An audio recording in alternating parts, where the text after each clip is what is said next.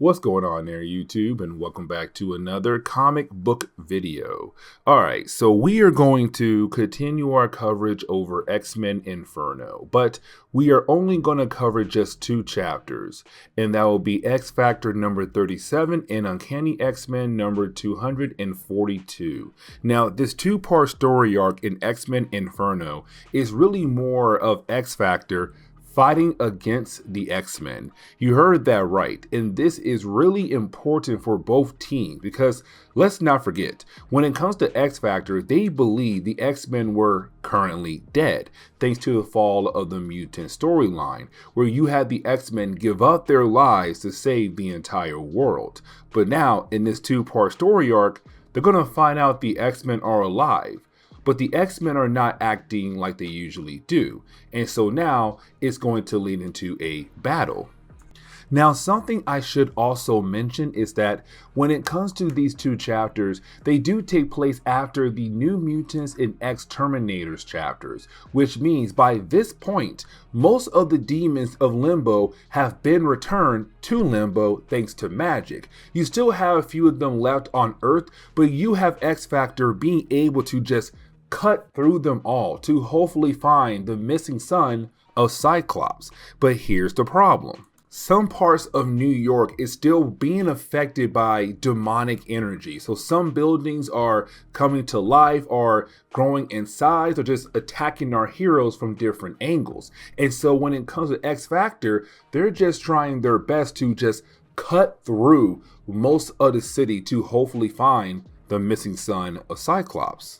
And so you have X Factor being able to cut through the army of demons to just be able to hopefully find Christopher, the son of Cyclops. And Jean Grey is trying to use her abilities to hopefully locate him, except they run into a new problem, and that would be Nastir. Now, I was told that I was calling Nastir by the wrong name. I was calling him Nazareth. It's just Nastir. So guys out there who I bothered a lot by calling the wrong name, my fault there. Either way, when it comes to Nastir, he has Christopher, and that is a huge problem. Now, the reason why he has Christopher, because him and Madelyn Pryor, they made a deal. Madelyn told him, if you want me to help you, you have to give me my son. And so bam, he now has her son. But then he tells the demons to go ahead and attack X Factor. Go ahead and kill them off. Except you didn't have X Factor be saved.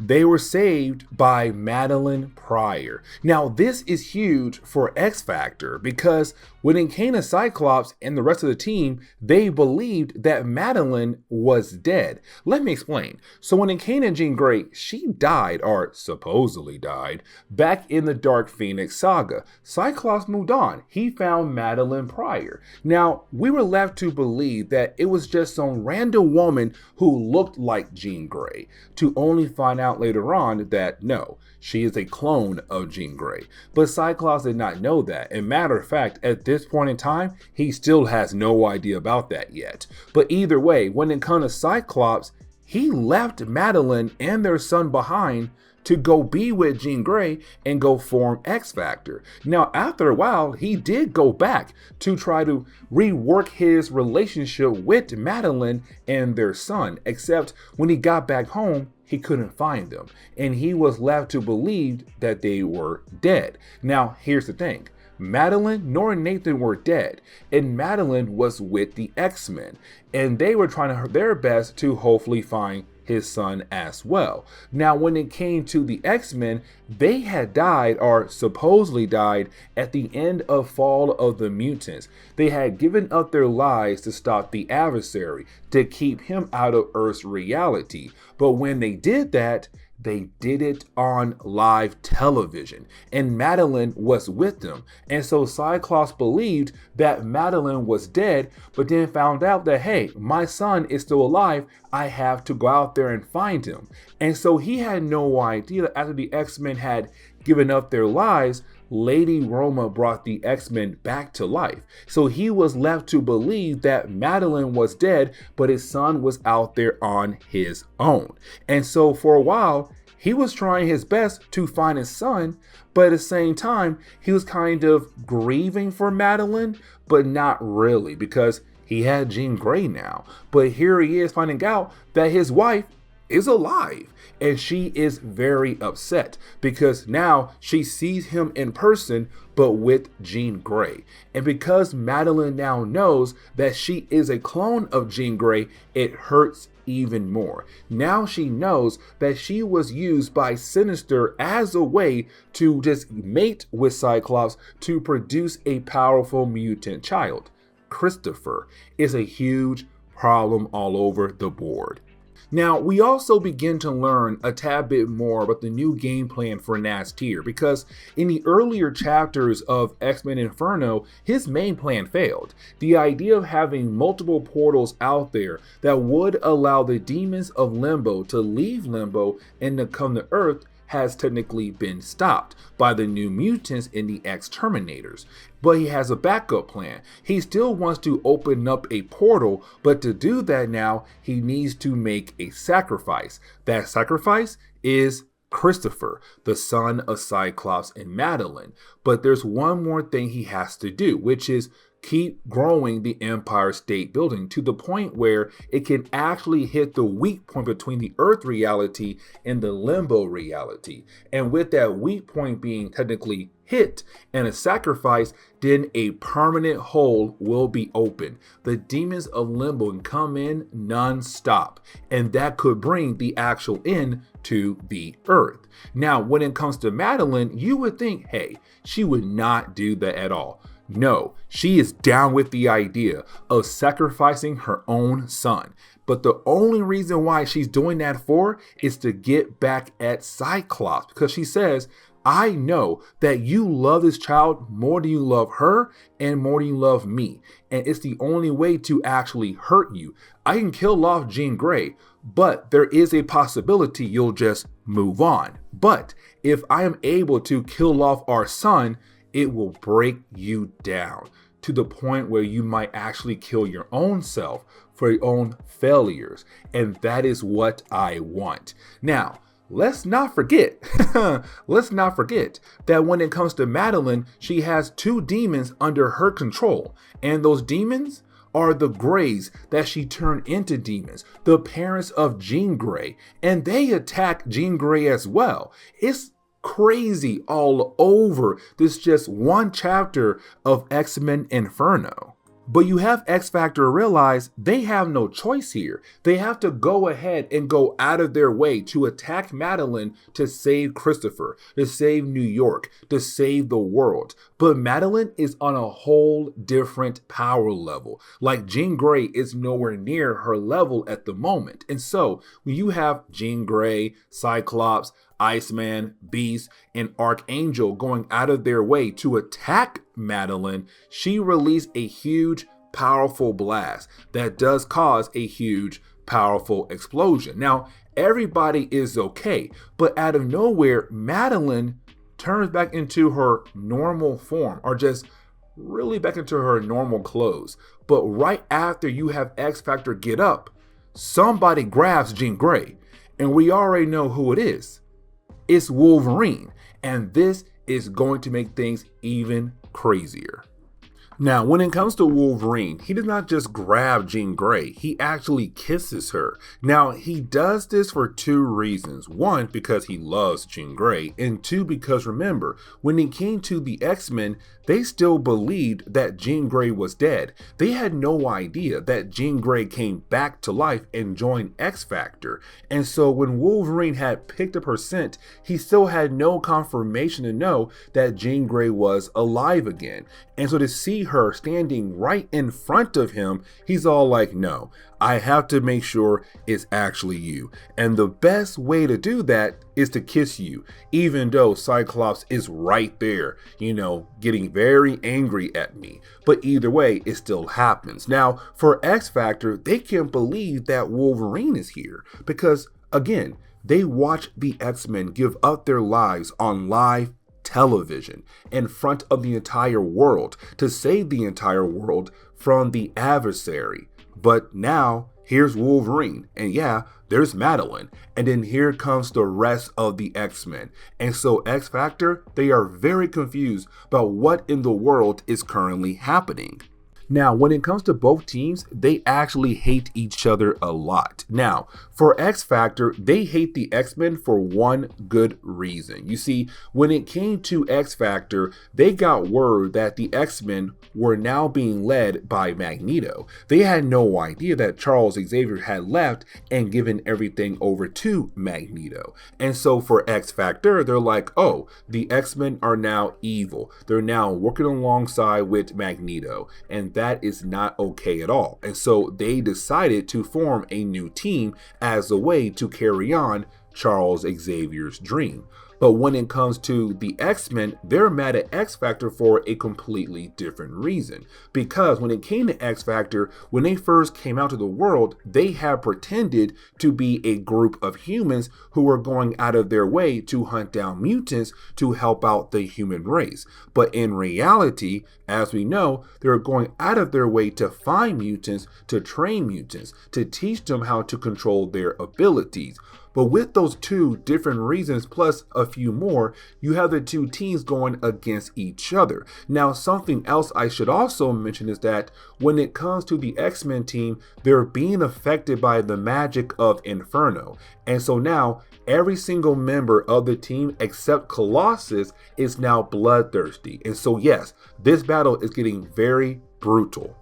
Now, something else I want to mention is that Havoc and Madelyn Pryor are in love with one another. Really more Havoc is in love with Madelyne. I really can't say that Madelyne is in love with Havoc because to me, it seems that he's just a toy for her to keep around to please her. Now, when it comes to Madelyn Pryor, we have to remember that the reason why she kind of kept Havoc around is because she lost Cyclops. So in a way, she does kind of have feelings for Havoc, but at the same time, it still feels like he's just a toy to her. But for Havoc, the reason why he loves Madelyne because he lost Polaris. And so over time, his heart was open to someone else, which was Madelyne. Either way, you do have the two characters go inside the Empire State Building that has grown into this demonic tower and begin the process of trying to open up a portal that would allow the forces of Limbo to come into the Earth. Now, when it comes to Madelyne, she's very down with the idea of sacrificing her own son to pull off this magical spell. But she does tell Nastir, if you want me to actually help you, then you must do something else for me, which is kill off Jean Grey. Because as soon as you have Christopher be brought over to Madelyne, he cries out for help, except he does not cry out for his mother, he cries out for Jean Grey. And that makes Madelyne even angrier because she's like, I am your mother. I gave birth to you. And here you are right now calling out for another woman who looks just like me. But she's not your mother, I am. And this gives her another reason why she wants to go ahead and sacrifice her own son. But she does tell Nastir before she does that, he has to kill off Jean Grey. So he goes down there and begins to fight against Jean Grey and other members of X Factor and X-Men. But then we jump over to Storm. Now, Storm was the only person who did not take part in the battle between the X-Men and the X Factor team because she realized it's actually great to have Jean Grey alive again. It's actually great to see both teams come together. Unfortunately, it's for a horrible event like Inferno. But she is happy to have her best friend again, Jean Grey. And so you have Storm go out of her way to knock out Rogue to protect Jean Grey. And once she does that, you have the two ladies come together and hug to show and to remind us that these two are best friends to one another. Now, after doing that, you then have both teams realize who should be the main enemy. And that would be Nastir, but also Madelyn Pryor. Now, once you have both teams begin to work together and try to take down Nastir, they also have to take down the Empire State Building, because the point of the tower is going to be where the portal is going to open up. That is going to allow the demons of Limbo to come back into the earth once again, as soon as Madelyne sacrifices her son. Now, when it comes to our heroes, they do try their best to distract her, but to also take down the Empire State Building. But that does lead into a very cool moment for Iceman. Now, when it comes to Iceman, he wasn't classified yet as a Omega level mutant. Really, no one was. That comes many books later down the road, many years later down the road. But when it comes to Iceman, we do get an example of him being, for me personally, a Omega level mutant, because he is able to freeze the entire tower. But you have Jean Grey and Cyclops both say, you know what, I feel like he has the ability to freeze the entire world, kind of hinting at the idea that Iceman has not reached his full potential yet. But either way, he does freeze the tower. And so for our heroes, they believe, okay, we had just saved the day. There's no way that Madelyne and Nastir can now pull off their master plan. But you have Nastir tell our heroes, the only thing you guys did was help me out. Because with Iceman, he gave the Empire State Building a cooling system. Let me explain. So you have Nastir say, I am a techno-organic being. Everything I use is also techno-organic. I turned the Empire State Building into a supercomputer. The only thing you did was give it a cooling system to keep it cool so it can work without overheating. Now you have Storm say, oh, if that's the case, then let me go out of my way to turn up the heat. And then out of nowhere, everything gets hotter to the point where you have the entire Empire State Building begin to overheat. Now, when it comes to Storm, she kind of got tired of waiting, but she also wanted to make sure that Nastir cannot come back at all. And so she sends down a lightning bolt, hitting him and also the Empire State Building, overloading the entire system, but also his circuits as well. And there's a huge explosion, and we're left to believe once again that Nastir has been killed off.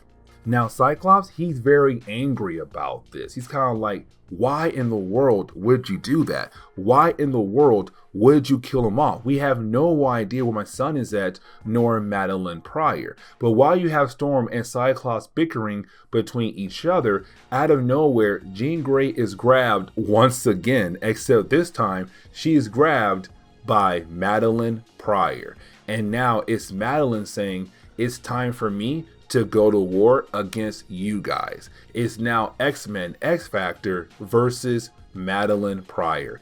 It's really more Madelyn Pryor versus Jean Grey.